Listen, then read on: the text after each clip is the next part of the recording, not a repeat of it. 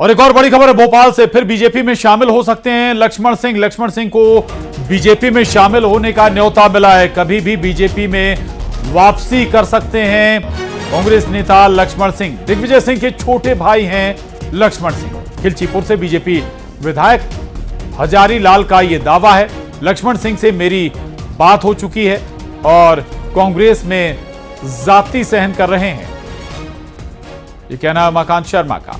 तो ये बड़ी खबर, महत्वपूर्ण खबर है। लक्ष्मण सिंह जल्द ही हो सकता है कि बीजेपी में फिर वापसी करें।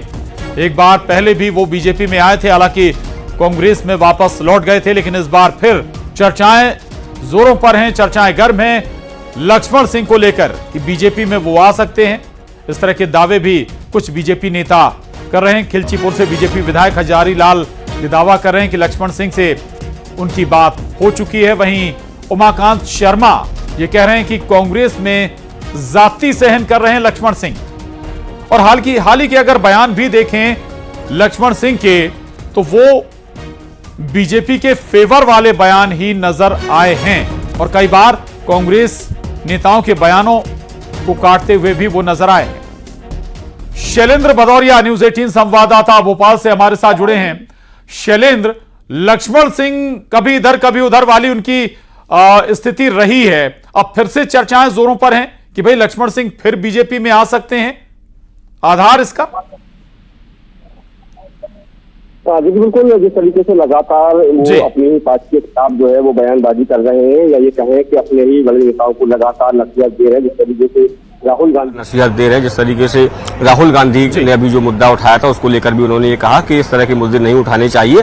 तो और चाहे वह जीतू पटवारी को लेकर दी गई नसीहत हो या फिर ईवीएम को लेकर जिस तरीके से उन्होंने कहा, उसके बाद लगातार ये कयास लगाए जा रहे हो। कई बीजेपी के बड़े नेताओं ने उनको पार्टी में शामिल होने का अप्रत्यक्ष तौर पर आमंत्रण भी दिया और कहा है कि वो उस पार्टी में नहीं रहना चाहते हैं जो राष्ट्रवादी बातें नहीं करती। और यही कारण है कि इस तरह के कयास लगाए जा रहे हैं कि दिग्विजय सिंह के छोटे भाई पूर्व विधायक और पूर्व सांसद लक्ष्मण सिंह जो है वो बीजेपी में शामिल हो सकते हैं। हालांकि इसके पहले भी वो बीजेपी में रहे हैं, एक बार सांसद भी बीजेपी से रहे हैं और अब उम्मीद है कि एक बार वो फिर शामिल हो सकते हैं। इस तरह के कयास जो है वो सत्ता के गलियारों में लगातार लगाए जा रहे हैं। जी।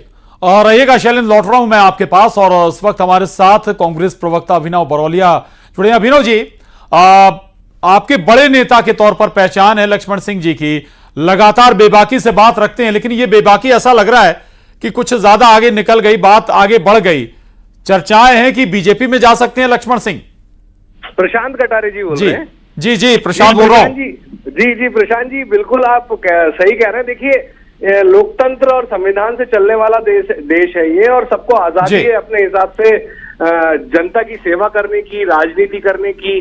और लगातार लक्ष्मण सिंह जी अगर रुख रख रहे हैं अपना, आप देख रहे होंगे पिछले एक महीने में लगातार उनके ट्वीट्स भी आ रहे हैं, सारी चीजें हो रही हैं, तो सबको स्वतंत्रता है अपने हिसाब से आगे बढ़ने की राजनीति में।